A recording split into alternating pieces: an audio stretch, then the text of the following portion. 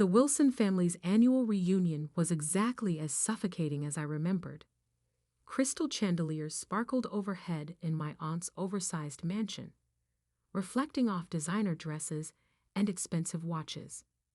The air was thick with the peculiar mix of expensive perfume and superiority that seemed to follow my relatives everywhere they went. I stood in the corner, watching my cousins compete for attention with stories of their latest achievements. My simple black dress, carefully chosen to help me blend into the background, felt like armor against their judgment. "Olivia," my Aunt Patricia's voice cut through the chatter. "I almost didn't see you there. Still working as a secretary, dear." I took a small sip of champagne, hiding my smile behind the glass. "Administrative assistant, actually." "Oh," she raised a perfectly manicured eyebrow. "Still at that little consulting firm? What was it called again?" "Summit Solutions," I replied quietly. My cousin Ethan, fresh from making partner at his father's law firm, couldn't resist joining in. "Come on, Liv. I could get you a real job, something with actual career potential." I thought about the stack of contracts waiting for my signature back at my office. My real office, not the carefully maintained cover I showed the world. "I'm happy where I am, thanks." "Happy?" Aunt Patricia's laugh could have cut glass. "Darling, you're wasting your potential. Your cousins are all executives, partners, real business people, and you're still pushing paper for someone else. If only they knew that someone else was me." The story of how I built my empire in secret started 10 years ago, in this very house. I was fresh out of business school, armed with an MBA and a revolutionary idea for restructuring failing companies. I'd spent months perfecting my pitch, convinced that my family's vast business connections would help launch my career. Instead, they laughed. "Consulting?" Uncle Robert had scoffed. "Leave that to the big firms, girl. Join the family business. Start in the mailroom. Work your way up like everyone else." Everyone else meant my male cousins, of course. The Wilson family's idea of success was strictly defined and strictly controlled. They'd built their fortune through a network of companies, each headed by a carefully chosen male heir. Women were expected to marry well or take subordinate positions, nothing more. That night, I made 2 decisions that would change everything. First, I would build my own company without their help or knowledge. Second, I would make them regret every dismissive word. Summit Solutions began in a tiny office above a Chinese restaurant. My savings covered the rent, barely. But I had something more valuable than money. I understood how companies worked, how they failed, and most importantly, how to fix them. My first client was a small manufacturing firm on the verge of bankruptcy. The owner had been turned down by every major consulting firm in the city. I spent 3 months restructuring their operations, streamlining processes, and negotiating with creditors. 6 months later, they were profitable again. Word spread quietly through business circles about the mysterious consulting firm that could save dying companies. I hired carefully, choosing people who shared my vision and my discretion. Every employee signed ironclad NDAs. My name never appeared on any public documents. I was simply the CEO. As Summit Solutions grew, I maintained my cover as a low-level employee. I kept the tiny office above the restaurant, even as we expanded into a sleek downtown headquarters. When family members asked about my job, I described mundane administrative tasks, watching their eyes glaze over with disinterest. The deception wasn't just about pride, it was strategy. The Wilson family's business empire was built on acquiring struggling companies at rock-bottom prices. My firm's specialty was saving those same companies before they became vulnerable to hostile takeovers. We worked in the shadows, quietly thwarting my family's predatory practices while building our own success. Now, 10 years later, Summit Solutions was one of the most influential consulting firms in the industry. We had offices in 12 cities, a client list that included Fortune 500 companies, and a reputation for turning failing businesses into success stories. And not one of my smirking relatives had any idea. More champagne, dear. Aunt Patricia's voice yanked me back to the present. Though perhaps you should stick to water. I imagine your salary doesn't leave much room for expensive tastes. I accepted the champagne with a practiced smile. Thank you, Aunt Patricia. How's Uncle Robert's new acquisition going? Williams Manufacturing, wasn't it? Her smile faltered slightly. There have been some complications. Nothing Robert can't handle, of course. What she didn't know was that those complications were my doing. Williams Manufacturing had been a target of my uncle's hostile takeover attempt. They'd reached out to Summit Solutions 3 months ago, desperate for help. Now they were implementing our restructuring plan, their stock price was rising, and Uncle Robert's attempt to seize control was falling apart. I heard they hired some consulting firm, my cousin Ethan added. Probably throwing good money after bad. Those consultants are all the same. Big promises, no results. I hid another smile. Summit Solutions' fee for saving Williams Manufacturing was more than Ethan would make in 5 years at his father's firm. Oh, which firm? Summit something, he waved dismissively. Nobody important. Dad says their CEO won't even show their face. Probably some trust fund kid playing at business. My phone buzzed in my clutch. A message from my actual assistant. Emergency meeting tomorrow, 9 a.m. Wilson Ventures representatives requesting merger discussion Williams Manufacturing. Urgent response needed. I scanned the message twice, realization dawning. They were finally admitting defeat with Williams Manufacturing. After failing to acquire the company, they were now seeking a merger, which would require approval from Williams' consulting firm. My firm. Tomorrow morning, my family would walk into a meeting expecting to strong-arm their way into a merger. Instead, they would find themselves facing the secretary they dismissed for the past decade, except I wouldn't be bringing coffee. I would be sitting at the head of the table. Everything all right, dear? Aunt Patricia asked, noticing my expression. I finished my champagne and gave her my brightest smile. Perfect, actually. I should head home. Early meeting tomorrow. Oh? Taking notes for someone important? Something like that. I replied, already planning what I would wear. Something exactly like that. The next morning, I stood in my private elevator, ascending to Summit Solutions' executive floor. Gone was the simple black dress from last night's reunion. Today, I wore a tailored channel suit in deep navy, a power color for a power move. My assistant, Maya, waited at the elevator doors with a tablet and knowing smile. The Wilson Ventures team arrived early, she reported as we walked. Your uncle seems particularly anxious to meet Summit's CEO. I'm sure he is. I checked my reflection in a glass wall. Perfect.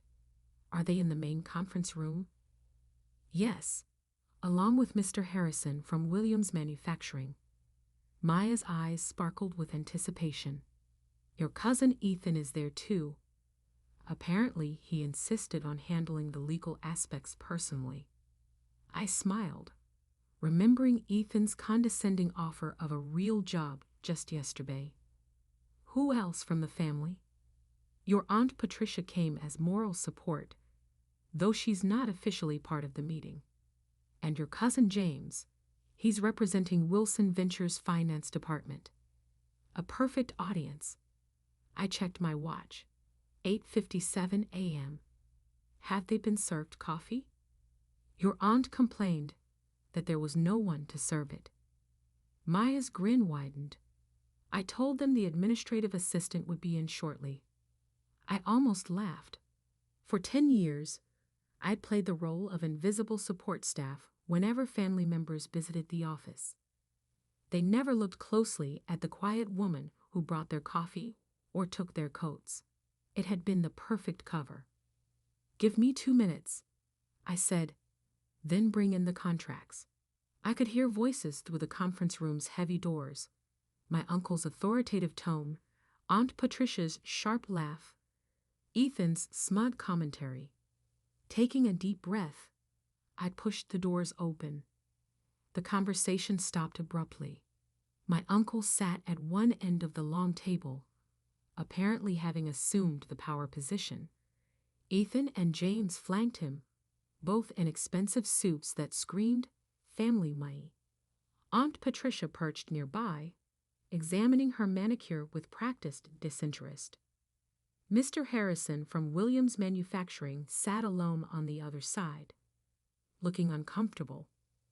Finally, Aunt Patricia sighed. "We've been waiting for coffee for." She stopped, really looking at me for the first time. "Olivia? What are you wearing? And why aren't you carrying coffee?" I walked calmly to the head of the table, the seat directly opposite Uncle Robert. "I don't serve coffee anymore, Aunt Patricia. In fact, I never really did." "What is this?" Uncle Robert demanded. "Where is Summit's CEO? We were promised a meeting with the actual decision maker." "You have been." I sat down, enjoying the confusion on their faces. "I am the CEO of Summit Solutions. I have been since I founded the company 10 years ago." The silence that followed was deafening. Ethan's mouth opened and closed like a fish out of water. James dropped his pen. Aunt Patricia's perfectly maintained composure cracked.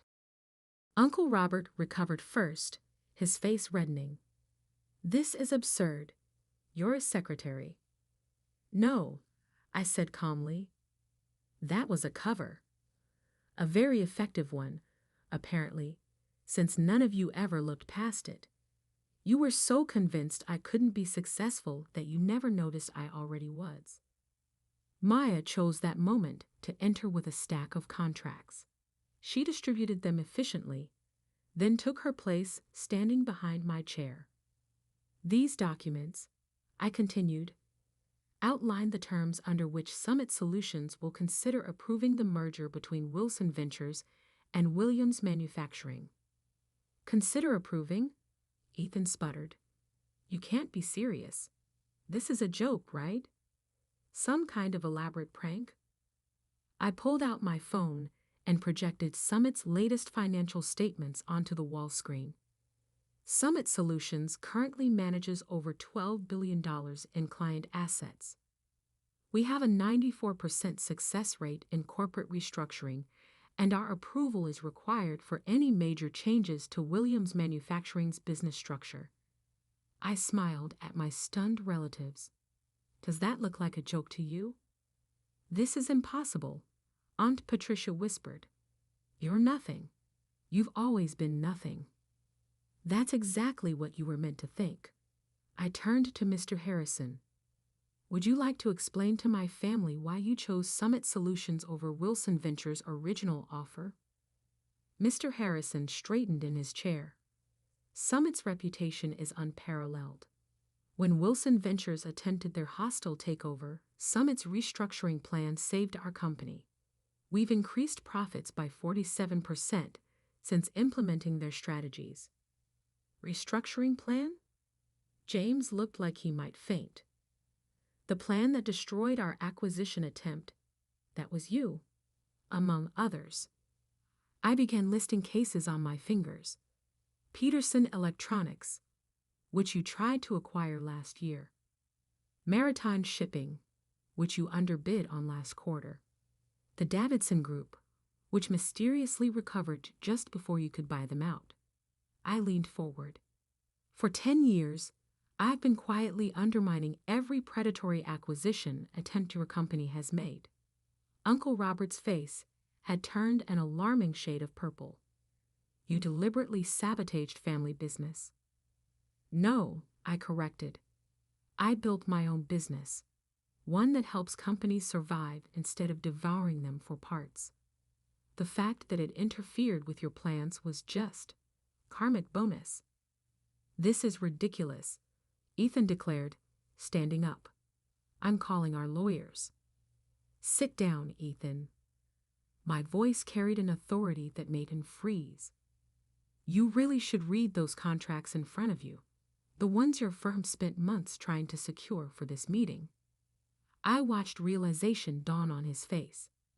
That's right. Your law firm's biggest client this year. That was me too. Maya stepped forward with another document. This is a summary of Summit's current market position and liquid assets. You'll note that we're now in a position to acquire controlling interest in Wilson Ventures if we choose. The room erupted in chaos. Aunt Patricia was practically hyperventilating. James was frantically checking the numbers on his phone.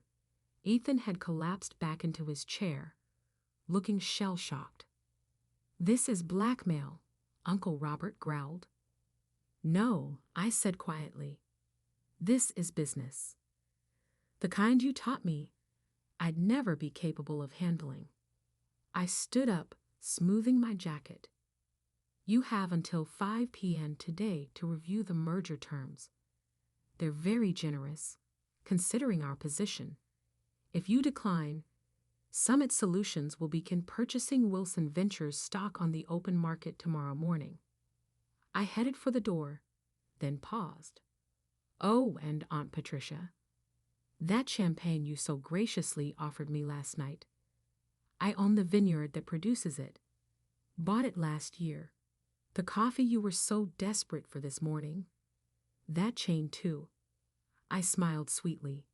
Turns out my salary does leave room for expensive tastes after all. The door closed behind me on their stunned faces. In my private office, I finally allowed myself a moment to process what had just happened. 10 years of careful deception, of playing the invisible underachiever, had led to this moment. Maya appeared with a real cup of coffee, my favorite blend from my own coffee chain. Was it worth the wait? I thought about all the times I'd served coffee in this very office, watching my family dismiss me, underestimate me, write me off as nothing more than a secretary. Every single second. My phone buzzed. Messages already pouring in from family members who must have heard about the meeting.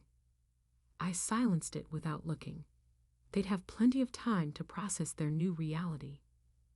Right now, I had an empire to run. And for the first time in 10 years, I could finally do it without hiding who I really was. The next 48 hours were exactly what you'd expect when a family built on power and appearances suddenly discovers they're not at the top of the food chain anymore. The messages started pouring in almost immediately after the meeting. Aunt Patricia, darling, let's discuss this over lunch. You always were my favorite niece. Ethan, come on, Liv. We were just joking around. Families should stick together. James, you can't do this to us. We're blood. I ignored them all, focusing instead on the rapid-fire emails from Wilson Ventures board members. They weren't stupid. They could see which way the wind was blowing. By noon, they had scheduled an emergency board meeting. By 3, they had voted to accept Summit's merger terms. Uncle Robert, predictably, didn't go quietly. You've betrayed this family. His voice echoed through my office as he barged in unannounced. Maya moved to intervene, but I waved her off. Let him have his moment. Actually, I said, not looking up from my computer, I'd say I learned from this family. Isn't this exactly what you taught us? Seize power, eliminate competition, never show weakness. We gave you everything. That made me laugh. You gave me nothing, less than nothing. You taught me that I would never be good enough, that my only value was in supporting the men in the family. So I built something better. By deceiving everyone for a decade, I finally looked up at him. By letting you deceive yourselves, you saw exactly what you expected to see. A quiet, unambitious woman who knew her place. That was your mistake, not mine. The fight seemed to drain out of him suddenly. He sank into one of my visitor chairs, looking older than I'd ever seen him. Why reveal yourself now? You could have continued operating in secret. Because it was time. I closed my laptop. Williams Manufacturing isn't the only company you're trying to acquire. There's Thompson Electronics, Maritime Solutions, at least 3 others. Companies with good people, solid products, that just need help restructuring. I'm tired of watching you destroy them. It's business, he protested weakly. No, it's greed, and it stops now. I handed him a folder. These are the final merger terms. Summit Solutions will acquire a controlling interest in Wilson Ventures. We'll restructure the company to focus on building businesses up, not tearing them down. You can stay on as a consultant if you accept the new direction.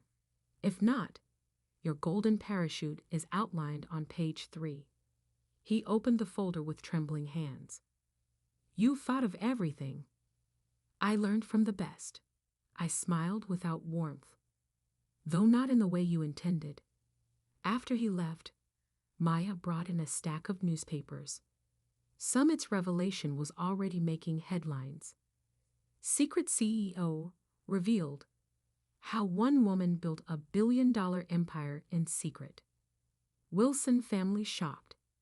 The hidden success story they never saw coming. My phone buzzed again, this time with a message that actually mattered. My mother, who had divorced Uncle Robert's brother years ago and distanced herself from the Wilson family's toxicity, had sent a single line. I always knew you would show them. The next few weeks were a whirlwind of changes. Wilson Ventures board enthusiastically embraced Summit's new direction. Their stock price jumped 40% on the announcement of the merger. Companies that had feared the Wilson name now sought partnerships. The press couldn't get enough of the story. Aunt Patricia tried to spin it as a heartwarming family success story. We always knew Olivia had potential, she told one reporter. This just proves that the Wilson spirit of entrepreneurship runs in the blood. I responded by releasing archived video of last year's family reunion, where she had spent 20 minutes explaining to everyone why I would never amount to anything. The footage went viral. She stopped giving interviews after that. Ethan attempted damage control in his own way, claiming he had been in on it all along. Unfortunately for him, too many people had witnessed his shocked face in that conference room. His law firm's other clients began questioning his judgment. Within a month, he was quietly asked to take a leave of absence. James adapted the fastest, approaching me with a business proposal just 2 weeks after the revelation. We could dominate the market together, he suggested over an awkward lunch. The Wilson Summit Alliance would be unstoppable. That's not what Summit Solutions is about, I told him. We don't dominate, we elevate. The real changes came in the quieter moments. The young intern who tearfully thanked me for showing her that success didn't require compromising her principles. The female executives who started reaching out, sharing their own stories of being underestimated. The business schools that invited me to speak about building ethical success in a cutthroat world. 3 months after the revelation, I stood on a stage accepting the Business Innovation Award. Looking out at the audience, I saw my mother sitting in the front row, beaming with pride. Behind her sat several of my former administrative assistants, all women who had helped maintain my cover while building their own careers within Summit. Success isn't about who has the most power, I told the crowd. It's about how you use the power you have. For 10 years, I played a role that made powerful people underestimate me. I could have revealed myself sooner, but I chose to wait until Summit Solutions was strong enough to create real change. The applause was thunderous, but the real satisfaction came later that evening. I was working late in my office when Maya brought in an interesting piece of news. Uncle Robert had just announced his retirement. His resignation letter included an unexpected paragraph. My niece taught me that true business success isn't measured in acquisitions or assets, but in the positive impact we create. I regret that it took losing control of my company to learn this lesson. I leaned back in my chair, thinking about the long game I had played. 10 years of careful planning, of swallowing pride and playing small, had led to this moment. Summit Solutions wasn't just successful, it was changing how business was done. The next family reunion would certainly be interesting. I planned to host it myself, in Summit's main conference room. The same room where I had served coffee countless times, watching and waiting for the perfect moment to show them who I really was. Maya knocked on my door. "Your 4 p.m. is here. The CEO of Thomson Electronics, the company your uncle was trying to acquire." I smiled. "Show them in. And Maya? Bring coffee for everyone. The good stuff from our chain." As I stood to greet my visitors, I caught my reflection in the window. No more hiding, no more playing small. I had built something remarkable, not despite my family's dismissal, but because of it. They had taught me that power doesn't always look like what people expect. Sometimes it looks like a quiet woman in a simple black dress, serving coffee and taking notes, while building an empire right under everyone's nose. The tabloids called it revenge. The business papers called it strategic genius. But for me, it was simply justice, served one corporate takeover at a time, with a side of perfectly brewed coffee. And somewhere, in a small office above a Chinese restaurant, my original desk still sits. I keep it as a reminder that success doesn't always wear designer labels or demand attention. Sometimes it works quietly, patiently, building something extraordinary while the world looks the other way. That's the real secret to success, not the power you show, but the power you build when no one's watching.